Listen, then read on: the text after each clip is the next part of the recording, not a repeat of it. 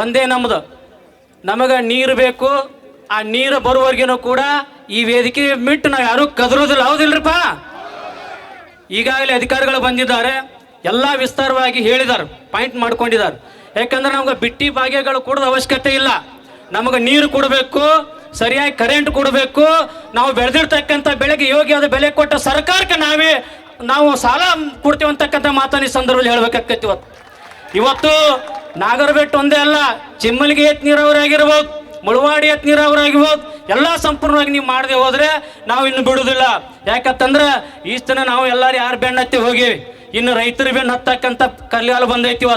ಇವತ್ತು ನಮ್ಮ ಗುರುಗಳು ಹೇಳಿದಾಗ ನಮ್ಮ KDB ಅಂತಕ್ಕಂಥ ಒಂದು ಏನು ಭೂ ಸುಧಾರಣೆ ಮಾಡ್ಕೋತಾರಲ್ಲ, 5 ಲಕ್ಷ 6 ಲಕ್ಷಕ್ಕೆ ತಗೋತಾರ, ಹೊಳ್ಳಿ 40 ಲಕ್ಷಕ್ಕೆ ನಮ್ಗೆ ಮಾರ್ತಾರ. ಅವ್ರನ್ನೆಲ್ಲ ಭೂ ಬ್ಯಾಂಕ್ ಮಾಡ್ಕೊಂಡು ಸಾಲ ಮಾಡಿ ನಮ್ಮ ಮೇಲೆ ಹೊರಿಸಿ ಸಾಯಿ ಹಿಡಿತಾರೆ. ಅದಕ್ಕಾಗಿ ನಾವೆಲ್ಲರೂ ರೈತರು ಒಕ್ಕಟ್ಟಾಗಬೇಕಾಗಿತ್ತು. ಇವತ್ತೇನಂದ್ರೆ ನಮ್ಮ ಶಾಂತಗೌಡರು ಹೇಳ್ದಂಗೆ ಇಡೀ ನಮ್ಮ ಜಿಲ್ಲಾದಾಗ ಅಪ್ಪಾಜಿ ಈಗೂ ನಾವು ಜಿಲ್ಲಾದಾಗ ಸಂಘಟಿತರಾಗ್ಯವು. ನಾವು ಮೊದಲು ರಾಜಕೀಯ ಮಾಡೀವಿ, ಎಲೆಕ್ಷನ್ ನಿಂತೀವಿ, ಎಲ್ಲ ಮಾಡೀವಿ. ಆದ್ರೆ ಈ ತಾಯಲ್ಕಿದ್ದಂಥ ಶಕ್ತಿ ಯಾರಿಗೂ ಇಲ್ಲ. ನನ್ನ ಮಕ್ಕಳಿಗೆ ಅಂಜೋ ಅವಶ್ಯಕತೆ ಇಲ್ಲ. ಹೀಗಾಗಿ ಈಗ ಎಚ್ಚರಿಕೆ ಕೊಡ್ತೀವಿ, ಅಧಿಕಾರಿಗಳಾಗಿರ್ಬೋದು, ರಾಜಕಾರಣಿಗಳಾಗಿರ್ಬೋದು. ಇವತ್ತು ಕೇಂದ್ರ ಸರ್ಕಾರದ ಮೇಲೆ ರಾಜ್ಯ ಸರ್ಕಾರ, ರಾಜ್ಯ ಸರ್ಕಾರದ ಮೇಲೆ ಕೇಂದ್ರ ಸರ್ಕಾರ ಹಾಕೋದಲ್ಲ. ಇವತ್ತು ರೈತರ ಸಮಸ್ಯೆಗಳೇನದಾವೋ ಅದನ್ನು ಕೂಡಲೇ ಬಗೆಹರಿಸಬೇಕು. ಈಗ ನಾಗರಬೆಟ್ಟು ಏತ್ ನೀರಾವರಿಯನ್ನ ಶೀಘ್ರದಲ್ಲಿ ನೀರು ಹರಿಸೋತನ ಅಂತೂ ನಾವು ಇಲ್ಲಿ ಬಿಟ್ಟು ಹೋಗೋದಿಲ್ಲ. ಯಾಕಂದ್ರೆ ನೀರು ಬೇಕಂತ ಕೇಳಾಕತ್ತೀವಿ, ನಾವೇನು ಬೇರೆ ಏನೂ ಕೇಳಾಕ್ತಿಲ್ಲ, ಭಿಕ್ಷೆ ಬೇಡಾಕತ್ತಿಲ್ಲ, ನಮ್ಮ ಹಕ್ಕಿದು. ಯಾಕಂತ ಹೇಳಿದ್ರೆ 7 ವರ್ಷ ಆದ್ರೂ ಅಲ್ಲೇ ಸುಮ್ಮನೆ ಕೂತ್ಕೊಂಡೈತಿ. ಯಾಕಂದ್ರೆ ಇನ್ನು 3-4 ಮಂದಿ ರೈತರಿಗೆ ನಮಗೆ ಈಗ ಎಲ್ಲ ಗೌಡ್ರು ಹೇಳ್ದಂಗೆ ನಮ್ಗೆ ನೀರು ಬರ್ಲಿಪ್ಪ ಅಂತೇಳಿ ಎಲ್ಲರೂ ಅದನ್ನು ಅಡ್ಡಾಕೆಲ್ಲ ಚಾಲನೆ ಮಾಡಿವಿ. ಅವ್ರ ರೊಕ್ಕನೂ ಹೋಗಿರ್ಬೇಕು. ಆದರೆ ಈಗ ನಾವು ನೀರು ಮನೆಗೆ ತೊಗೊಂಡು ಹೋಗೋತನ ನಾವು ಹೋಗೋದಿಲ್ಲ.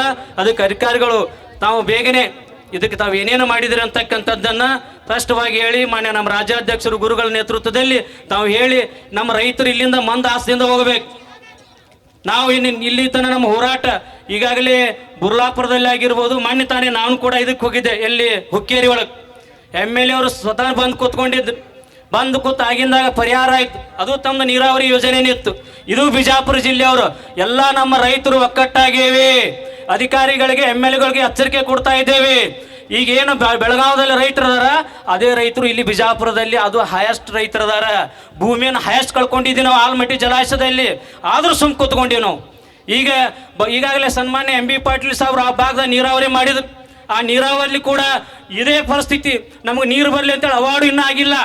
ಅದು ರೈತರು ಕೂಡ ನಮ್ಮ ಜೊತೆಗೆ ಬಂದು ನಮಗೂ ಪರಿಹಾರ ಕೊಡ್ಸಂತ ಕಂಡು ಬಿದ್ದಾರೆ. ನಮಗೆ ಪರಿಹಾರ ಅವಾರ್ಡ್ ಆದ್ರೆ ನಾವು ಕೋರ್ಟಿಗೆ ಹೋಗಿ ಏನಾರ ಮಾಡಿ ತಗೋತೀವಿ, ಏನೂ ಇಲ್ಲ ಅಂದ್ರೆ ನಮಗೆ ನೀರು ಬರಲಿ ಅಂತಕ್ಕಂಥದ್ದನ್ನು ನಾವು ಇಂಥ ರೈತರು ಮನೋಭಾವದಿದ್ವಿ.